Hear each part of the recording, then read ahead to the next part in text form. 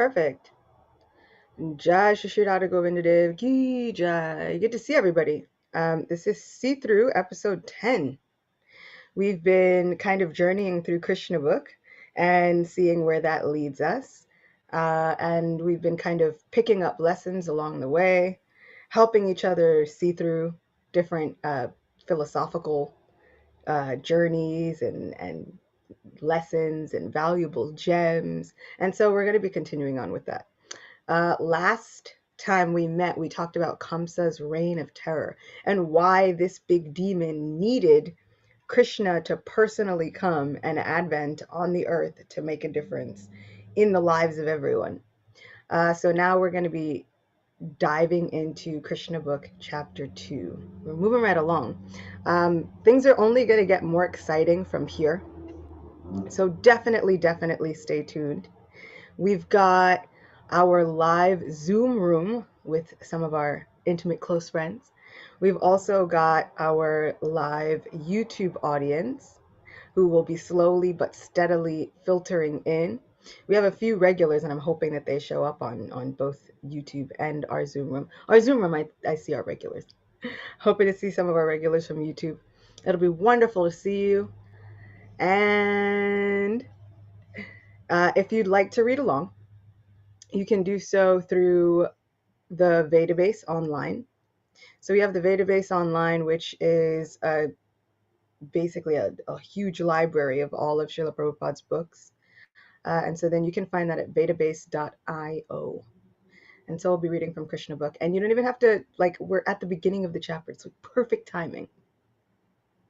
And so if you'd like to read along, please do. If you'd like to just sit back, relax, and listen, also please do. So with a short incantation, we'll get started. Om Namo Bhagavate Vasudevaya. Om Namo Bhagavate Vasudevaya. Om Namo Bhagavate Vasudevaya.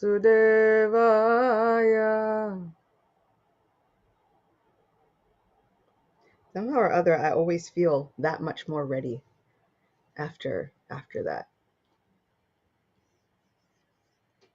So we are beginning with chapter 2.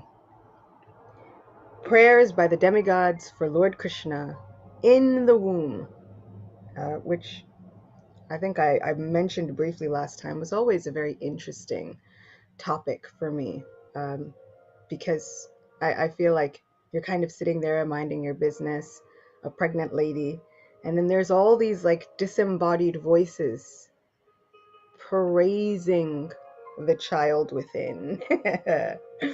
And that can always be a little bit off-putting. Even if you were to think about it, if you were just minding your business and all of a sudden there's disembodied voices praising anything, in the room, you're not the only one there. Gets a little bit tricky. But we'll see how Devaki handles this, and we'll also get to see how they praise her and how beautiful these prayers can be. King Kamsa not only occupied the kingdoms of the Yadu, Bhoja, and Andaka dynasties and the kingdom of Shurasena, but he also made alliances with all the other demoniac kings as follows, and we spoke about this last time. The demon Pralamba, demon Baka, demon Chanura, demon Trinavarta, demon Agasura, demon Mushtik, demon Arishta, demon Dvivida, demon Putana, demon Keshi, and demon Denuka. At that time, Jarasandh was the king of Magad province, known at present as Bihar state. Thus, by his diplomatic policy, Kamsa consolidated the most powerful kingdom of his time under the protection of Jarasandha. He made further alliances with such kings as Banasura, Baumasura, until he was the strongest. Then he began to behave most inimically toward the Yadu dynasty, into which Krishna was to take his birth. And we also heard that from Narada, He understood that there were going to be many pious and celestial people taking birth in those dynasties. And so he decided to become incredibly inimical toward them, basically like preemptively taking revenge. Being harassed by Kamsa, the kings of the Yadu, Bhoja, and Andaka dynasties began to take shelter in different states, such as the state of the Kurus, the state of the Panchalas, and the states known as Kekeya, Shalva, Vidarbha, Nishad, Videha, and Koshala. Kamsa broke the solidarity of the Yadu kingdom as well as the Bhoja and Andaka.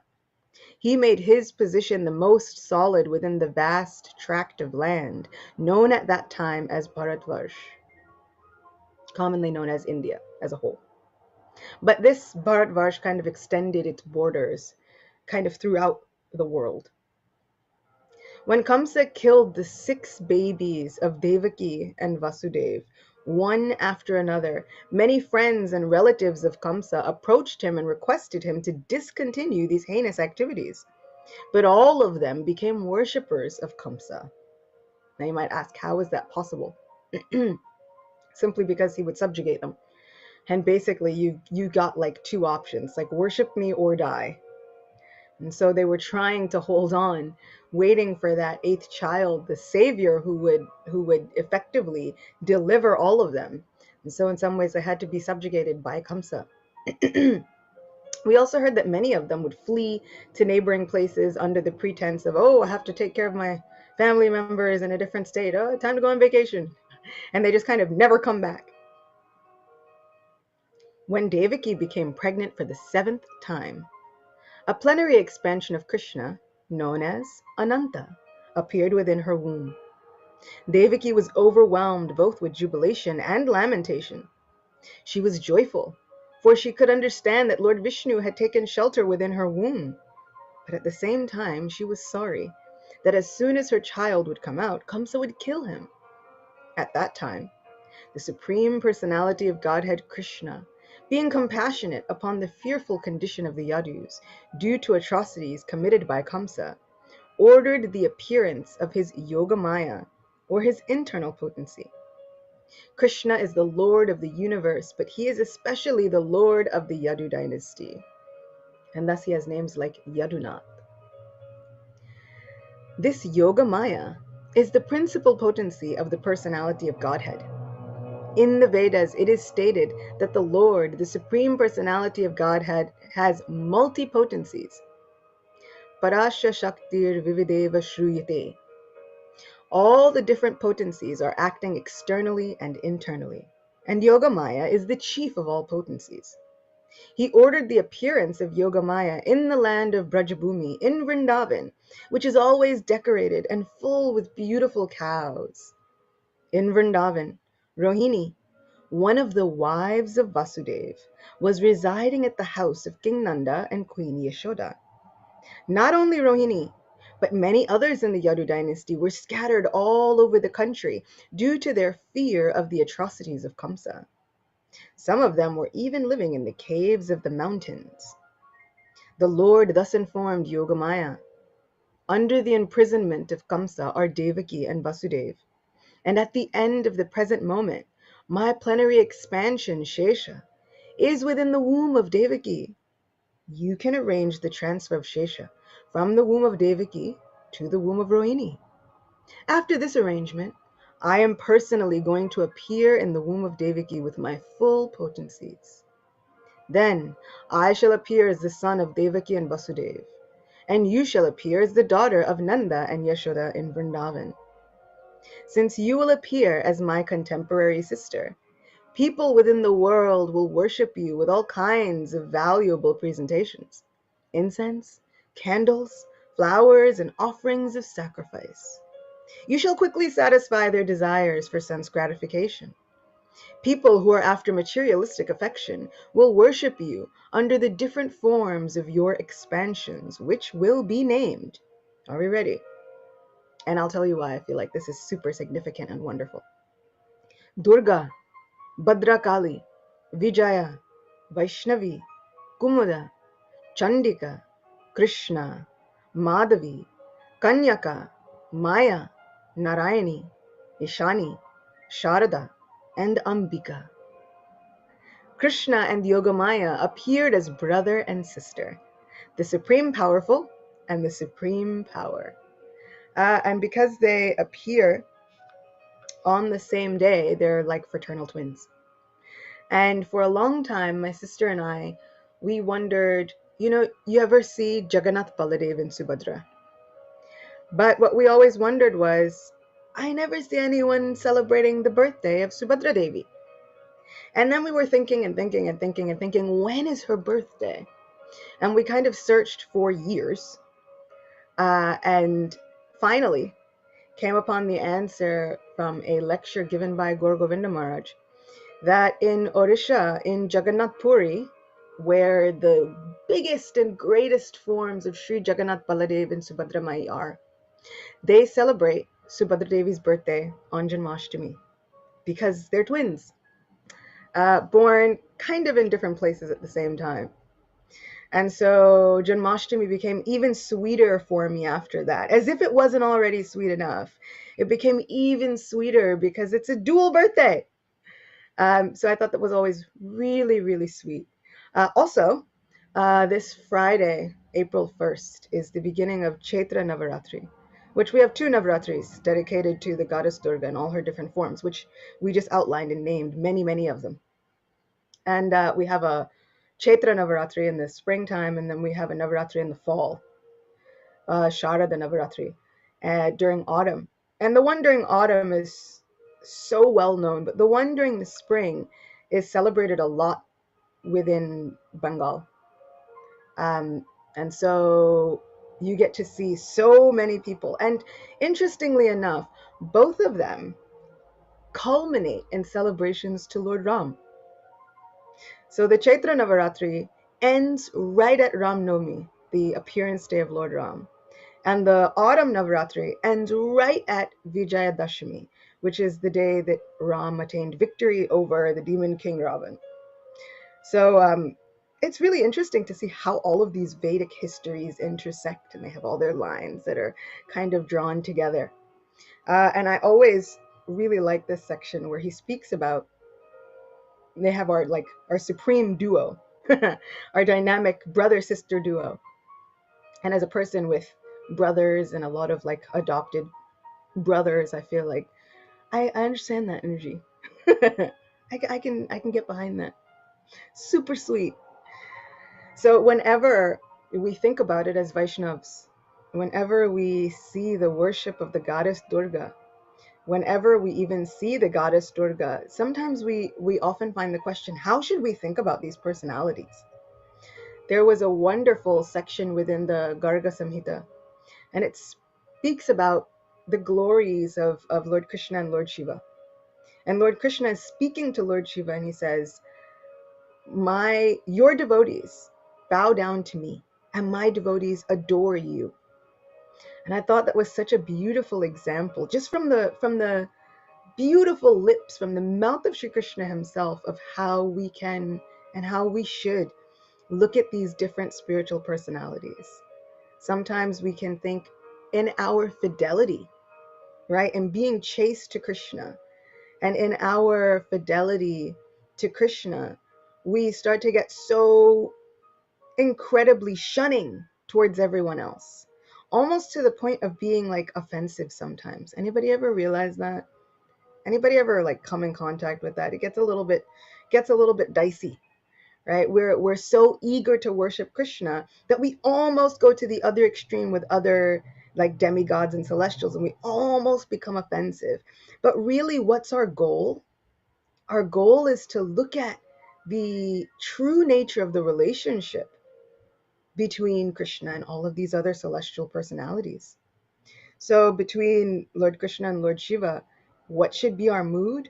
The true devotees of Lord Krishna adore Lord Shiva. When we look at the relationship between the goddess Durga and Sri Krishna, what should be our mood? This is his sister. How would we treat someone's sister if we really, really liked that person?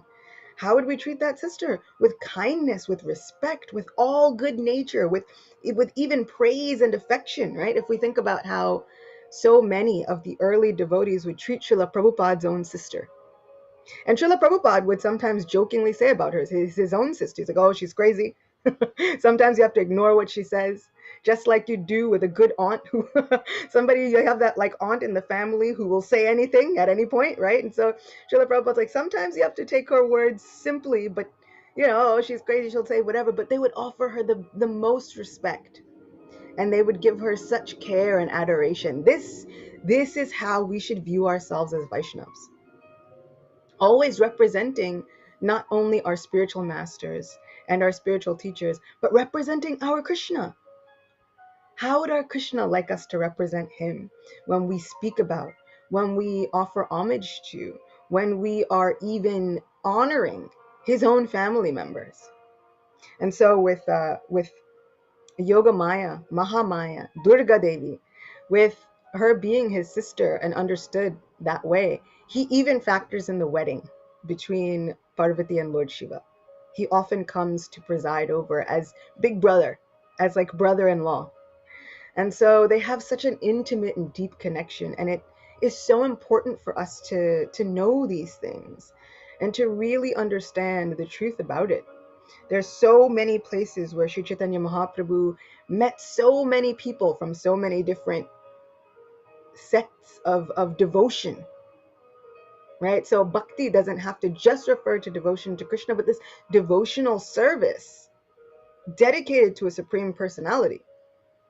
So there are so many times when Sri Chaitanya Mahaprabhu would see the devotees of Lord Shiva, and he would be so sweet and kind to them, developing lifelong relationships so that they never felt as though there was any distinguishable difference between the Vaishnavas and the Shaivites. And I feel like it's such an important example for us to learn how to really view one another and make this a really conglomerate and cohesive atmosphere for worshiping divinity. Because these divine personalities have the key to what we want most. If we want love for Krishna, of course his family members will have it. And so many times it's stated that sometimes they say that Lord Shiva and Parvati Devi can give mukti or liberation. And the devotees don't even want that. But what does Lord Shiva, what does Parvati Devi, what do they want the most? They want association with devotees. Because there's bhakti. And if there's bhakti, then they're always ready and willing to usher everyone closer to Bhakti Devi. So super important for us, and especially because it's family. It always makes me feel really, really sad when people are like, "Oh, we love you, but I don't really know about your brother," and I'm like, "What? My brothers are some of the most important people in my entire life." So when the people are like, "Oh yeah, we like you, we just don't really like your brother," I'm like, "Whoa!" I grew up in a family where we kind of weren't allowed to hang out with people who didn't like our siblings. My mom was super strong about that. So if we think about it, right? If we think about this brother sister duo, and we're like, "Oh yeah, I like you, Krishna, yeah," but for the rest of your family, yeah, I don't know. Like if Krishna is the same, he's not going to want to hang out anywhere where we're being offensive to his family members. So that's my my little dissertation on demigod worship. It goes so much deeper, and it's so much more than that.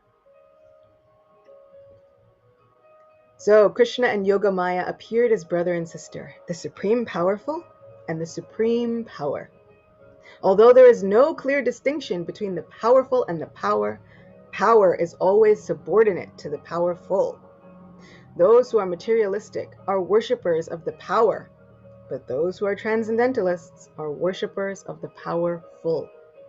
Krishna is the supreme powerful, and Durga is the supreme power within the material world. Actually, people in the Vedic culture worship both the powerful and the power. See? There are many hundreds of thousands of temples of Vishnu and Devi, and sometimes they are worshipped simultaneously. The worshipper of the power Durga, or the external energy of Krishna, may achieve all kinds of material success very easily. But anyone who wants to be elevated transcendentally must engage in worshipping the powerful in Krishna consciousness. The Lord also declared to Yogamaya that his plenary expansion, Anantashesh, was within the womb of Devaki. On account of being forcibly attracted to the womb of Rohini, he will be known as Sankarshan, and would be the source of all spiritual power, or Bala, by which one could be able to attain the highest bliss of life, which is called Ramana. Therefore, the plenary portion Ananta would be known after his appearance either as Sankarshan or Balaram. Shri Dauji Maharaj ki jai. And so we'll hear of this, we'll hear about Balaram in so many of his wonderful names. Baladev, like the Lord of all strength, Balabhadra, right? We've got this wonderful beauty. He is the concentrated aspect of all the beauty of Shri Krishna. Can you imagine if God had a separate, like, there's a separate concentrated aspect, and all of the beauty of God was present in another form? This is Balaram. What a heart stealer. We'll get more into Balaram as it passes, as we get closer. But he's so cute. In the Upanishads, it is stated, Nayam Atma Balahinena Labhya. The purport is that one cannot attain the supreme or any form of self-realization without being sufficiently favored by Balaram. Bala does not mean physical strength. No one can attain spiritual perfection by physical strength. I mean, it doesn't just mean physical strength. He gives all the strength, by the way. And one thing to note about our Supreme Lord is that even if you get one kind of strength, right? If you think you've gotten spiritual strength, doesn't mean you're lacking in the physical strength. Krishna gives everything, carries what we lack, preserves what we have. One must have the spiritual strength which is infused by Balaram or Sankarshan. Ananta or Shesha is the power which sustains all the planets in their different positions. It's also the name of my Shila, which is why I often smile when we talk about Ananta. Materially, this sustaining power is known as the law of gravitation, but actually, it is the display of the potency of Sankarshan. Sankarshan is a name that means like one which brings things together, kind of binds things together, connects things. And we'll hear later on that he is also so named Sankarshan because he joins the two families of the Yadu dynasty, the Andaka dynasty. He'll join them all together, but he also makes this connection between Vrindavan and Mathura. So later on, we'll hear that he gets this name Sankarshan because he's going to be joining these two families. So when it seems as though Krishna only comes from one side, you've got Balaram, which joins the two together. And so also you can see with this law of gravitation, the things that attract others and bring them together, this is our Sankarshan potency. Balaram or Sankarshan is spiritual power, or the original spiritual master.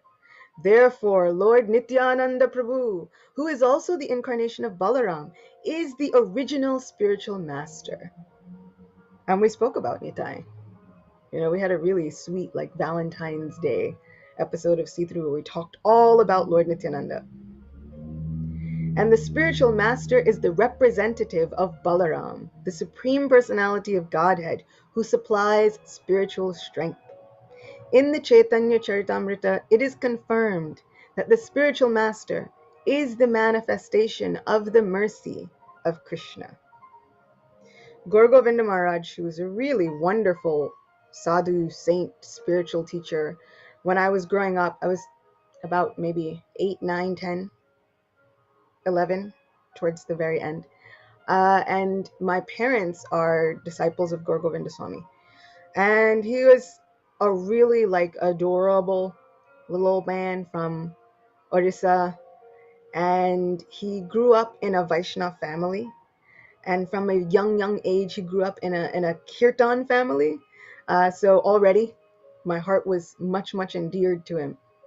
And his uncles and his family members were kind of famous within Gadaigiri, or the village where they were, and kind of throughout Odisha, for all of their kirtan. and they would sing all the kirtan about the different pastimes of Shri Krishna, what they were doing, how Radharani would get angry with him, how she'd perform all kinds of things. They'd sing so many kirtans about it.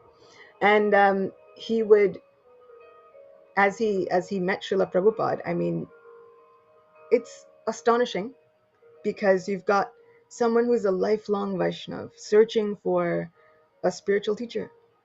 And then they met Srila Prabhupada, which he could have been started his own movement. But he had such faith in Srila Prabhupada that he decided, no, I'm going to follow him. And so Gaur Govinda Maharaj used to be, before he became a sadhu, he used to be a school teacher. And so he had a very interesting style of preaching. He would often roar about the glories of Krishna. He would also often speak strongly about the glories of Krishna. He would say astonishing things and wonderful things. And what he would say is, he said, I'm preaching this way to show you that everything is in Srila Prabhupada's books. If we just dive in, the realizations are endless. But we have to dive in. There are jewels within the ocean of Srila Prabhupada's teachings and within the ocean of the holy name. But where are the jewels in the ocean? They're at the bottom. So you must dive deeply, and then somehow all these jewels get churned up. So he's a really sweet, like really, really sweet. Like if you were to think of like the personification of a gulab jamun, you ever see a gulab jamun? It's like brown and round. It's this is this is Gaur Govinda Maharaj to me. And because he would preach quite strongly, you'd really have to want to find the sweetness, because also he had a habit. He had a cane. He would walk with a cane, and sometimes he would reach out with the cane and sometimes, like, lovingly, forcibly tap people with the cane, especially if you were falling asleep.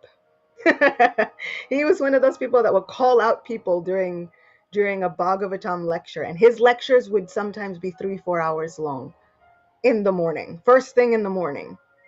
So, but like, better get a good night's sleep and better be on your game. He was also such a proponent of, we should know so much. We should know songs, we should know prayers, we should know these things. Otherwise, all of the other Vaishnavas will laugh at us. So many Vaishnavas have given their lives to studying the Bhagavatam, to studying so many things. And if we don't know anything, they'll laugh at us.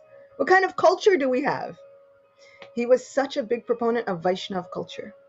I remember him saying to my mom and my sister, he looked at them and he said, "Where are your bangles?" And they were saying, oh, we had taken them off to cook or so many various things. And he said, no. And he said, no more Western woman. He said, you're a Vaishnav now. And so he was always teaching what Vaishnav culture should be like, what the glory of a Vaishnav person was, whether male or female, whatever the case was. And it was always such a beautiful teaching, especially for me at like 8, 9, kind of growing up in this culture. So if anybody ever wonders why I am the way I am, it's usually attributed to Gaur Govinda Maharaj. But what he would say famously was, Krishna gives you Guru, and then Guru gives you Krishna. It's one of those never-ending cycles. Like, which came first? Guru or Krishna? Both simultaneously. And this is exactly true. If you've ever wondered, you're like, oh, I feel like I'm ready to find a spiritual master, but I just don't know how. We just ask Krishna sincerely. And Krishna gives you Guru, so that Guru can give you Krishna. And they both go hand in hand and in tandem. And once that connection is made, I was just telling somebody else, once that connection is made, no matter what happens, no matter who does what, that connection is forever and ever made, especially between you and Krishna. So I know that there have been people who have suffered the loss of a guru, whether through the guru leaving the planet physically, or if there was some issue within the guru's life and they are not a guru anymore, whatever the case is, that spiritual connection never goes away. Krishna made that connection for a reason. So please know and take heart, have hope that no matter what happens, the holy name is always supercharged. and will always be there for us. And that connection with Krishna will absolutely always be there as well. Because now the Guru is not just the Guru, it's a representative of Lord Balaram. So if you ever feel like you're at a loss or lacking, talk to Balaram. He's quite sweet. He can be intense in the way that he likes to like bring down the ego. Balaram has a big plow, and usually it's like thick and silver studded, you know. My Anantadev has one, it's silver, and it's intense. And so sometimes when he takes that plow and he kind of like plows the heart and makes it ready for Krishna to appear, that part doesn't feel so great, but I promise it's worth it. Balaram always has our best interest at heart. Okay.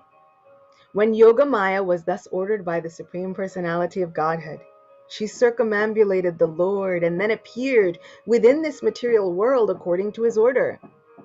When the Supreme Powerful Personality of Godhead transferred Lord Shesha from the womb of Devaki to the womb of Rohini, both of them were under the spell of Yogamaya, which is also called Yoga Nidra.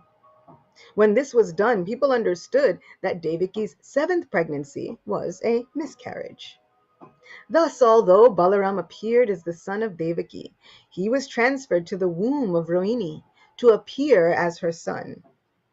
After this arrangement, the Supreme Personality of Godhead, Krishna, who is always ready to place his full potencies in his unalloyed devotees, entered as the Lord of the whole creation within the mind of Vasudeva. It is understood in this connection that Lord Krishna, first of all, situated himself in the unalloyed heart of Devaki. He was not put into the womb of Devaki by seminal discharge. The Supreme Personality of Godhead, by his inconceivable potency, can appear in any way.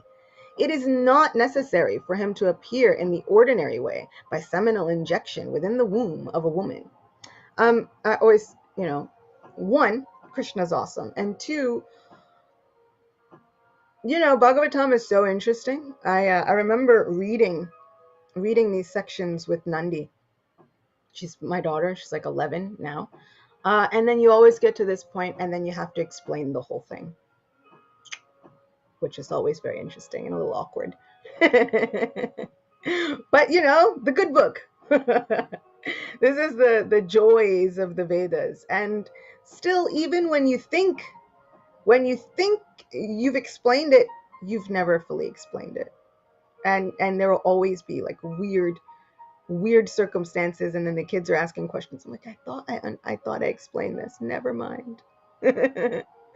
So between Shastra and National Geographic, eventually the kids will learn everything there is to know about nature.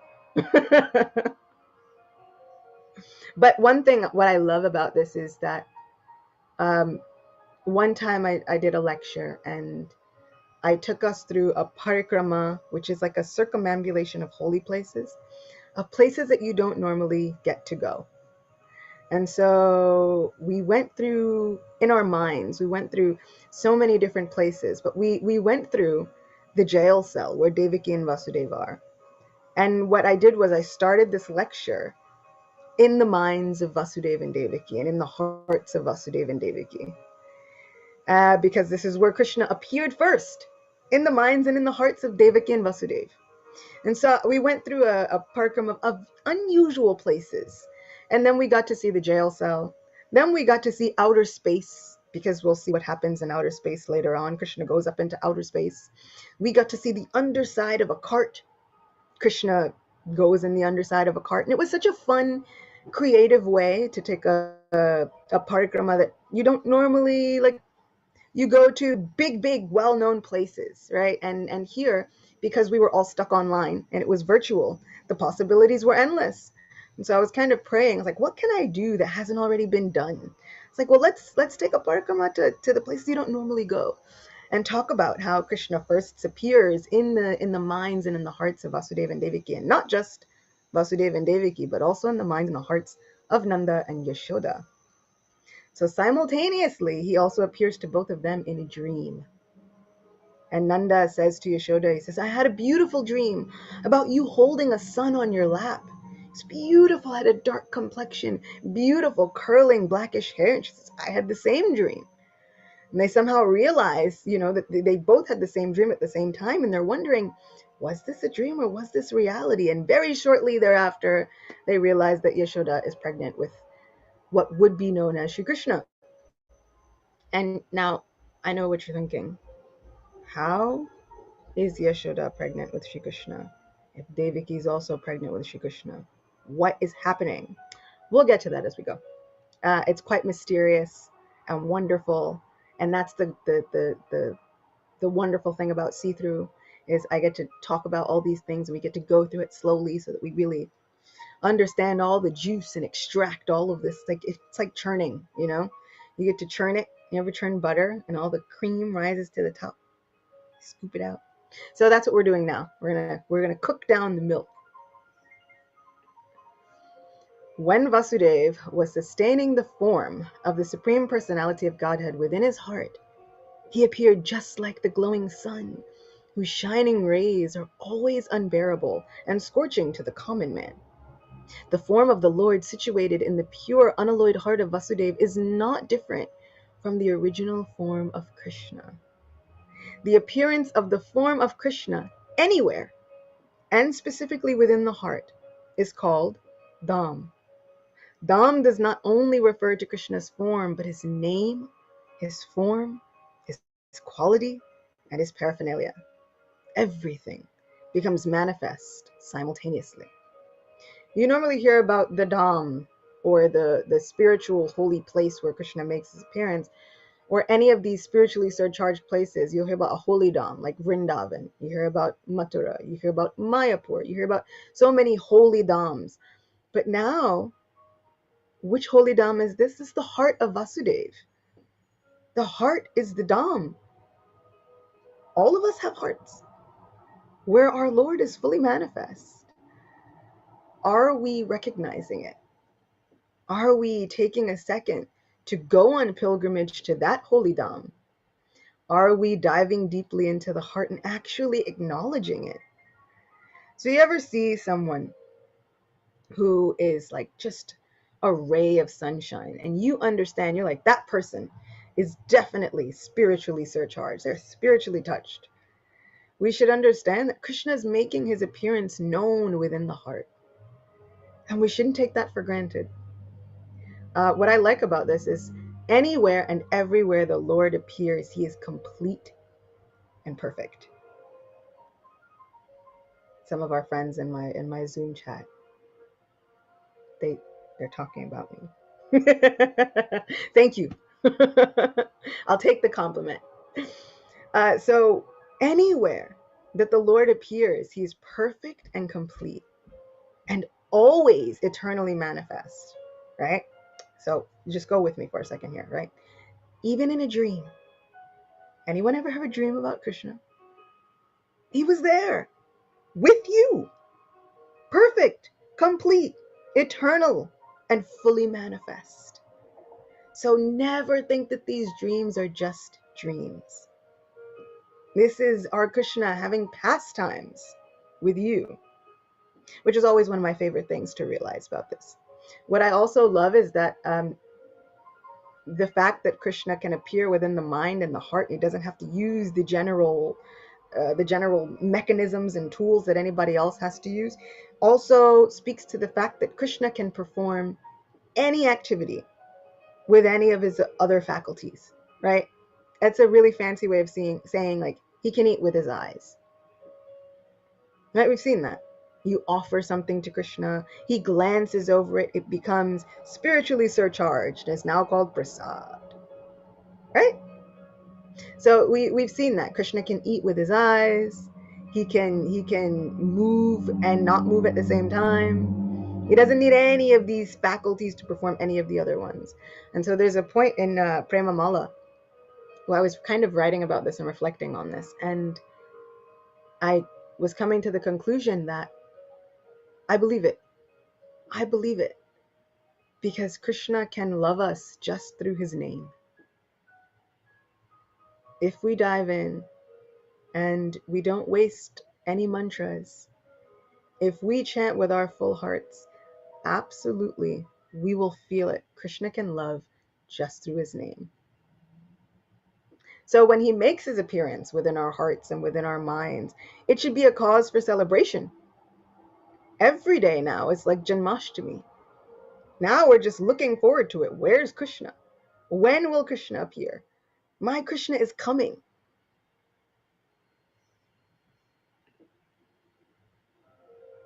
Thus, the eternal form of the Supreme Personality of Godhead with full potencies was transferred from the mind of Vasudeva to the mind of Devaki, exactly as the setting sun's rays are transferred to the full moon rising in the east.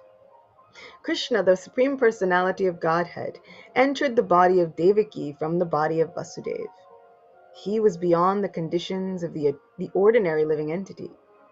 When Krishna is there, it is to be understood that all his plenary expansions, such as Narayan, and incarnations like Lord Nrsimha, Varaha, etc., are with him, and they are not subject to the conditions of material existence. In this way, Devaki became the residence of the Supreme Personality of Godhead, who is one without a second and the cause of all creation. Devaki became the residence of the absolute truth, but because she was within the house of Kamsa, she looked just like a suppressed fire, or like misused education. Ooh, what an analogy. When fire is covered by the walls of a pot or is kept in a jug, the illuminating rays of the fire cannot be very much appreciated. Similarly, misused knowledge, which does not benefit the people in general, is not very much appreciated. So Devaki was kept within the prison walls of Kamsa's palace, and no one could see her transcendental beauty, which resulted from her conceiving the Supreme Personality of Godhead. So we'll stop here for now so that we can get some takeaways. But isn't that is a beautiful analogy to rest on. It also seems as though somehow I'm frozen. Let's see what's happening.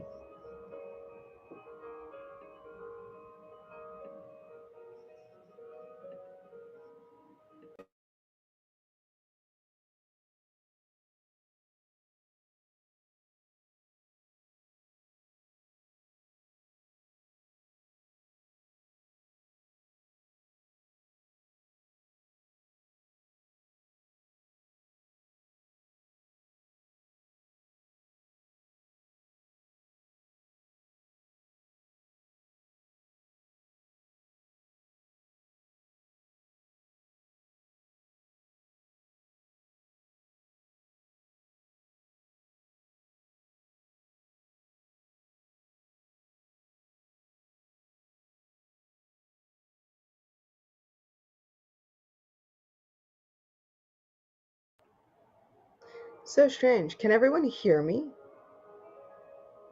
But you can't see me. This must be what it's like to be mystical.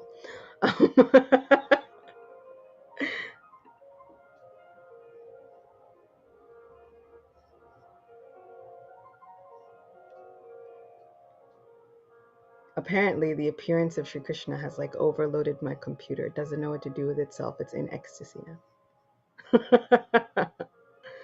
Let's see if we can switch.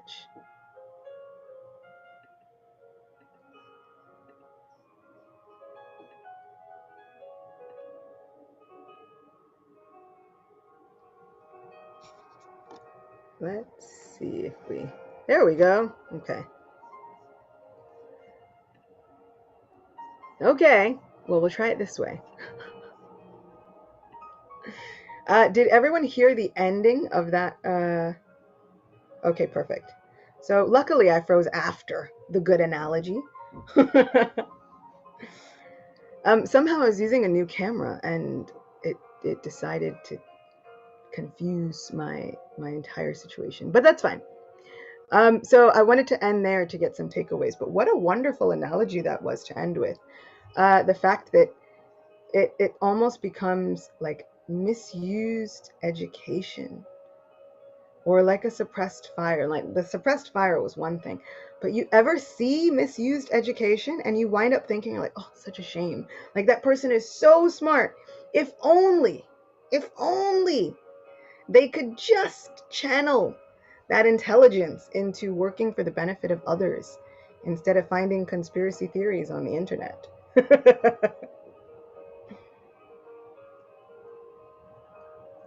Okay, we have great takeaways. Let's see. So Lileshwari has a takeaway, as always. Thank you. My takeaway. Our fidelity to Krishna is not meant to separate us from others, but to help us find a common ground where we can appreciate one another. We are representatives of Krishna, but what aspect of him are we representing?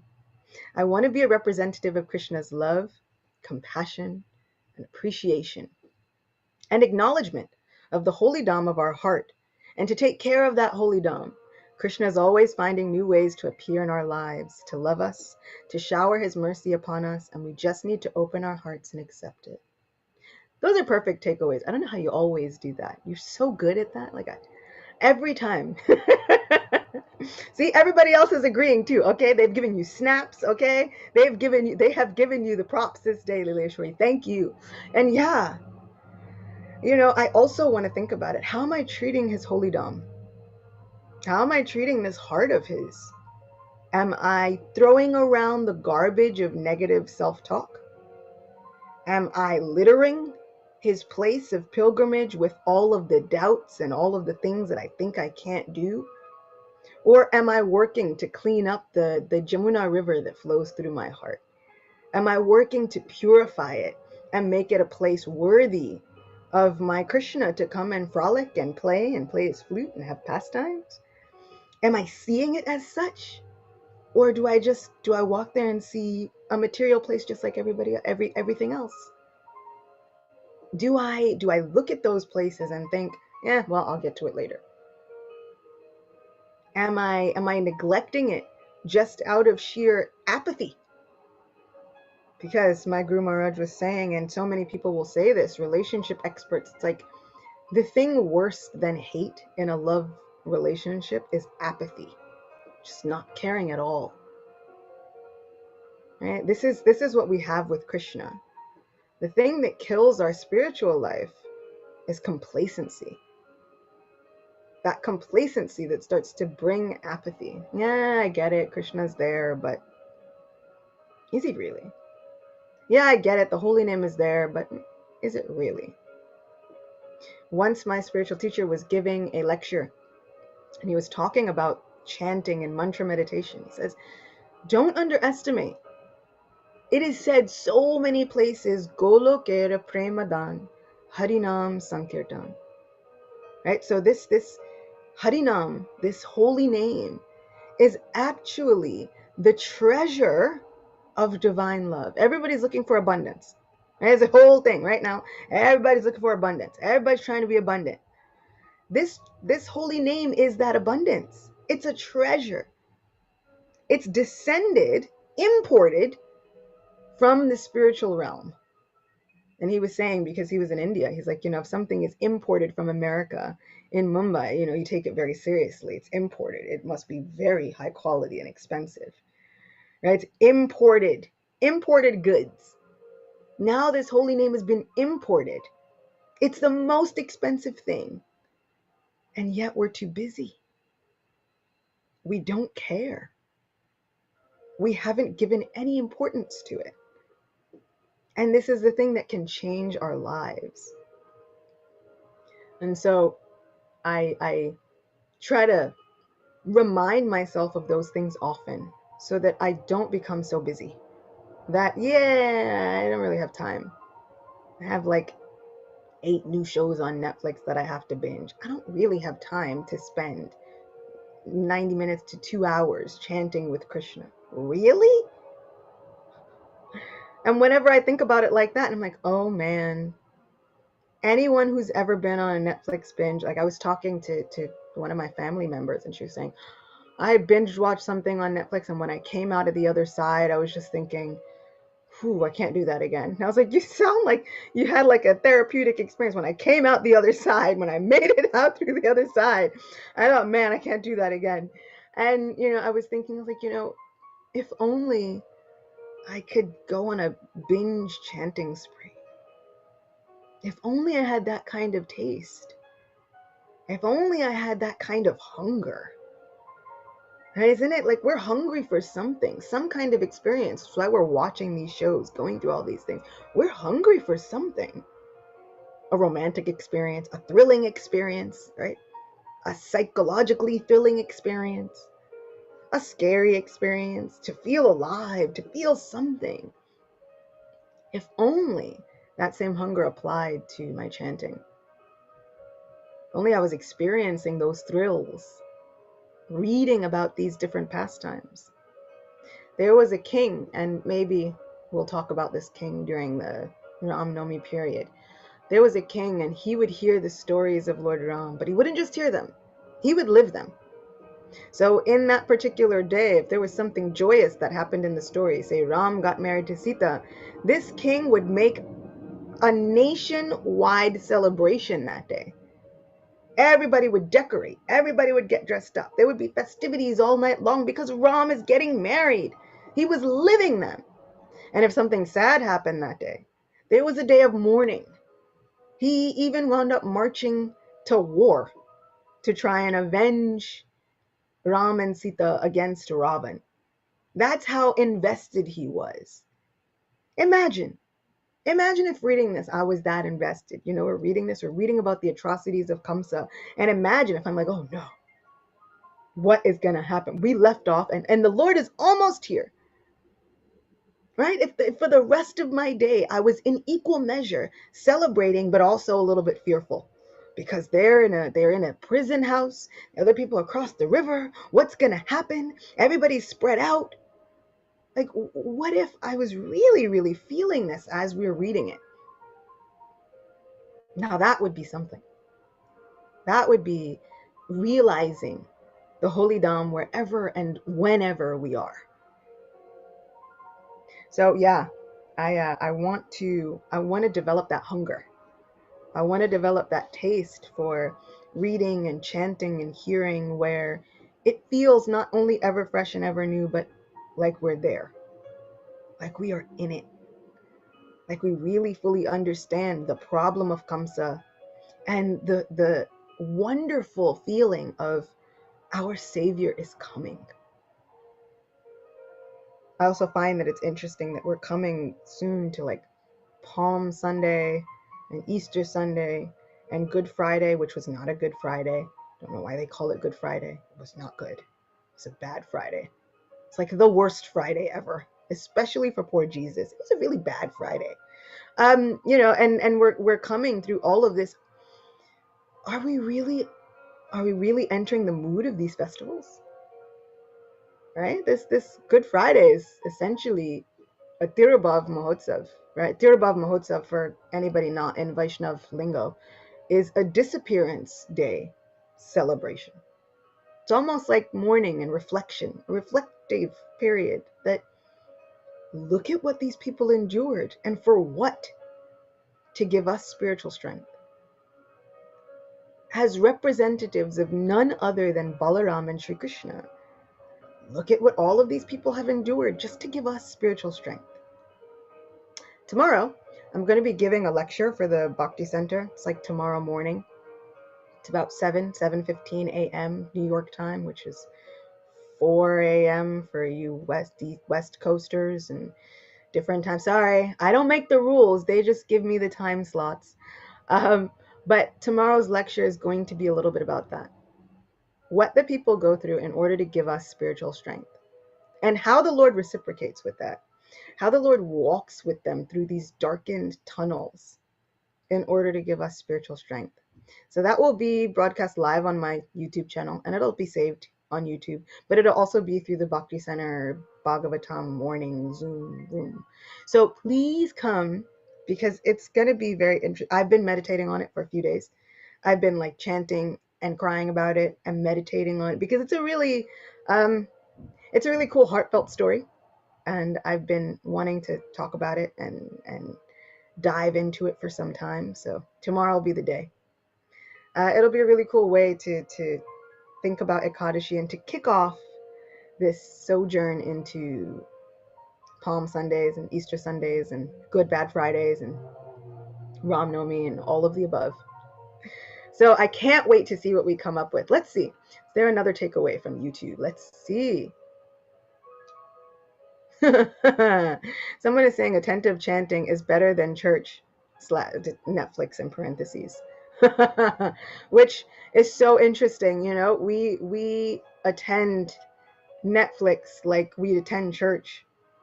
The people there are counting down the days till their new favorite series comes out on Netflix. They are serious about it. If only we could give ourselves permission to be that serious about our spirituality, isn't it? And we often get so caught up in our minds, like, oh, I can't give that to my spirituality. What would everyone else think? What would so-and-so think? What would this person think? There was a famous saint named Bilvamangala Thakur, and he was blind. He made his way to Vrindavan, the hometown of Shri Krishna, that home village of Shri Krishna. When he gets there, he meets a very curious and mysterious cowherd boy. Can't see him, of course, because he's blind. He can only hear him. And Bilvamangala Thakur was always engaged in chanting the names of Shri Krishna, specifically Govinda, Damodar, and Madhava. He writes so much poetry with these three names, Govinda, Damodar, Madhaveti, right? And so he becomes famous for all of his different compositions. And he winds up speaking to this little boy who says his name is Nandalal, which means the son of Nanda. Now, if you're wondering, you're like, how could you not know who a little boy named Nandalal is? Nandalal is not an uncommon name within India. So, just so weird. It's not an uncommon name, especially after Sri Krishna. So, Bilvamangala Thakur is after the advent of Sri Krishna. And so he speaks to this little boy Nandalal and he says, oh, Nandalal, you should also chant. And Nandalal says, I'd like to, but what would my friends think if they heard me chanting? What would my family say? What would society say? I don't know, old man. I don't know about this chanting business. How can I give myself to this spiritual guidance that you have put so much faith in? Eventually, Bilvamangala Thakur does give him the evidence needed. And they have a wonderful kirtan. And just imagine what kind of a kirtan that is. This mysterious little boy and his flute and anklets, and Bilvamangala Thakur with his heart full of love, both of them singing together. Later on, it is fully revealed that that little boy is none other than Shri Krishna, and Bilvamangala Thakur is almost kicking himself. He's like, I've been associating with him daily for so long, and still I was so familiar with him. How could I have done this? I should have been offering him prayers and my obeisances, and instead I've been sometimes scolding him, sometimes loving him, sometimes chastising him. But he's been here the whole time. And isn't that just our plight? Krishna's been here the whole time. Sometimes we've been hearing him but not seeing him. Sometimes we've been seeing him and not hearing him. Sometimes we've been both seeing and hearing him and his miracles, and we still decided, nah, it's just a coincidence. That's just our plight. Krishna's been showing up for us every day, from within the heart and outside as well. Now it's up to us to find him. And once we find him, we can also convince him with our chanting that this chanting is worth it. So thank you so much for being with me. It is always a pleasure. I was telling my Zoom family that I wasn't exactly sure how this was going to go because I had been sneezing a lot. And somehow or other, when you begin talking about the glories of Sri Krishna, not once, not even a sniffle, you would think I was lying about being sick. Promise I'm not. But this just goes to show what happens when Sri Krishna decides, I will make my holy Dham present. So thank you for being Vrindavan Vasis with me through our Mana Vrindavan, the Vrindavan of our heart. Thanks for going on this pilgrimage with me. It has been the sweetest way to start a Sunday. I'm looking forward to being with you all again next week and tomorrow, and we'll see what happens in between. We'll meet up again. Thank you. I am sending you all the hugest amounts of love, And I hope your Sundays are beautiful, blissful, and filled with Govinda magic. I kind of adopted that line from Yamuna Devi, she's a great saint within our ISKCON tradition. She used to say Krishna magic all the time because I'm a little bit obsessed with Govinda. There's Krishna magic, but there's also Govinda magic. I feel like it goes deeper. It's like you got to know him. You really got to know who he is. So I hope that he fills your day with all of the magic and that you get to know him much more intimately, which means he's probably going to get on your nerves a lot, but that's fine. We still love him just the same. With that said, have a beautiful Sunday. Shri Radha Govinda Dev Ki Jai. Srimad Bhagavatam Ki Jai. Krishna book Ki Jai.